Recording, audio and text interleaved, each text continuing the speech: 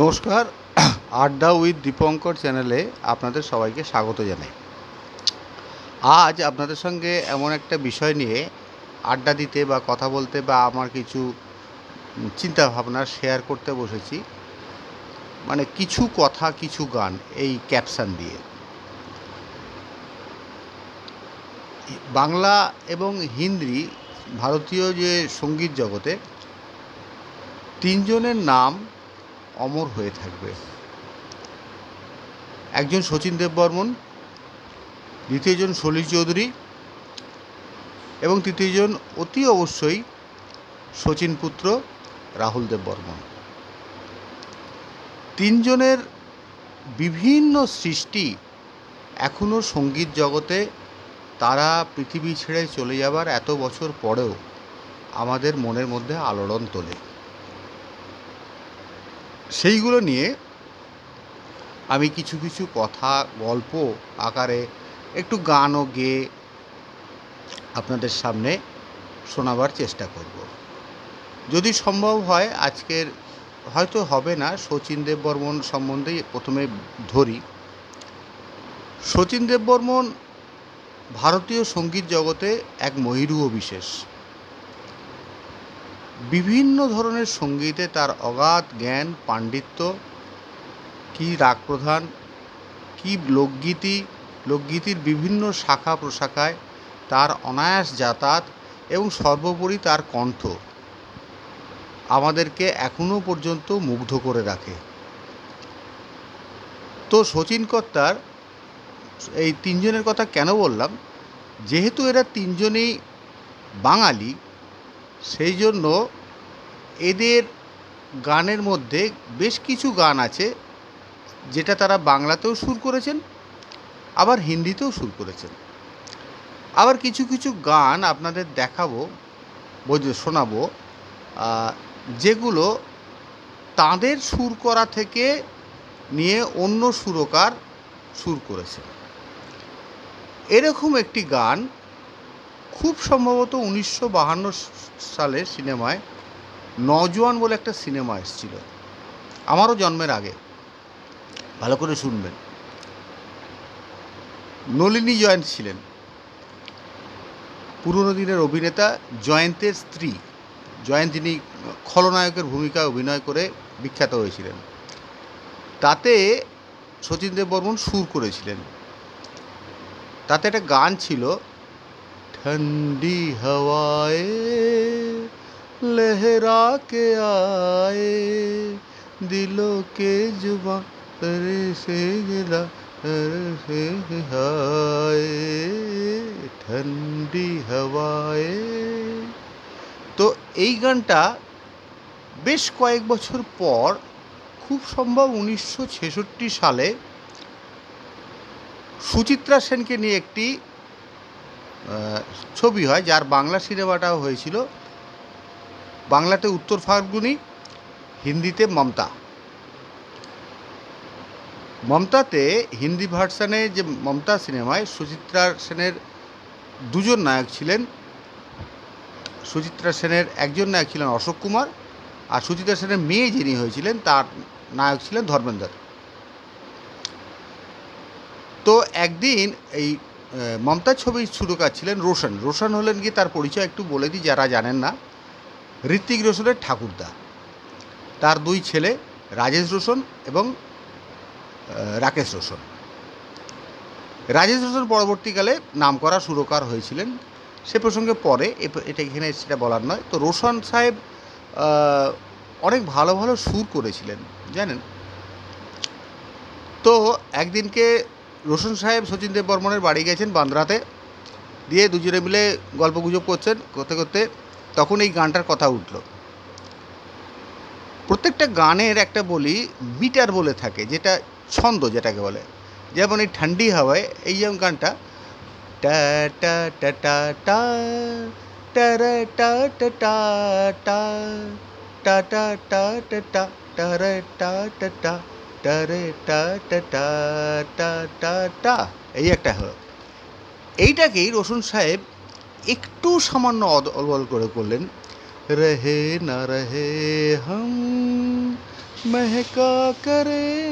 এর এর মিটারটা দাঁড়ালো, ছন্দটা, মিটার অর্থাৎ ছন্দটা দাঁড়ালো, রিদিমটা লা লা লা লা লা লা লা লা লা লা লা रहे ना रहे हम महका करेंगे बन के कली बन के सबा बागे बफा में रहे ना रहे हम। এই গেল।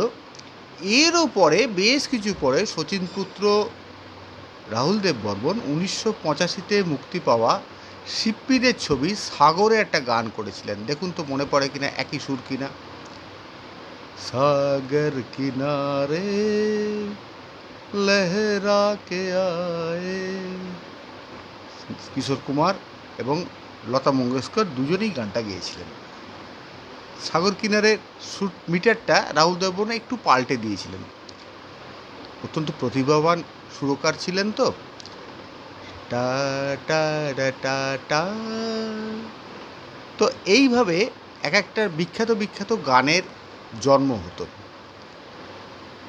শচীন দেব বর্মন 1963 সালে মুক্তি পাওয়া ছবি মেরি সুরত তেরি আঁখে, যাতে অশোক কুমার ছিলেন এবং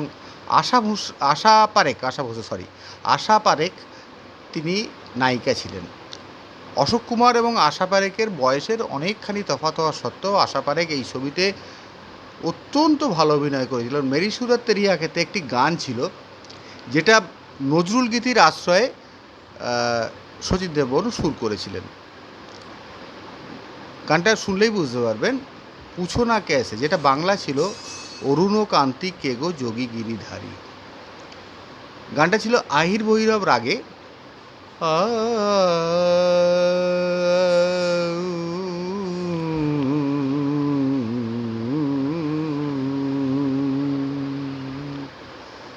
पूछो ना कैसे मैंने रैन बिताई, पूछो ना कैसे मैंने रैन बिताई, एक पल जैसे एक युग बीता, एक पल जैसे एक युग बीता, युग बीते मोहे नींद नाई, पूछो ना कैसे मैंने रैन बिताई। অনেক পরে, অনেক বছর পরে 1975 সালে শক্তি সামন্ত স্থির করলেন একটি ছবি করবেন, যার নায়ক নায়িকা ছিলেন বিনোদ মেহরা এবং মৌসুমী চ্যাটার্জি। শক্তি সামন্ত এই অনুরাগ ছবির গল্পটা ঠিক মানে তখনকার দিনের বলিউডের যে ফর্মুলা ফিল্মের অনুসারী ছিল না, একটু অন্যরকম ছিল। ফলে শক্তি সামন্তের মনে একটা সংশয় ছিল এই বই বাজারে দাঁড়াবে তো সঙ্গীত পরিচালনার দায়িত্ব তিনি দিলেন শচীন কর্তার ওপর।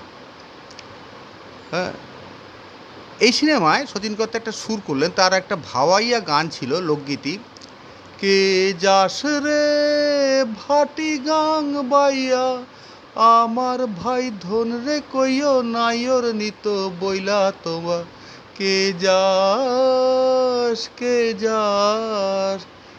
এর হিন্দিটা লতা মঙ্গেশকর থেকে গাওয়ালেন।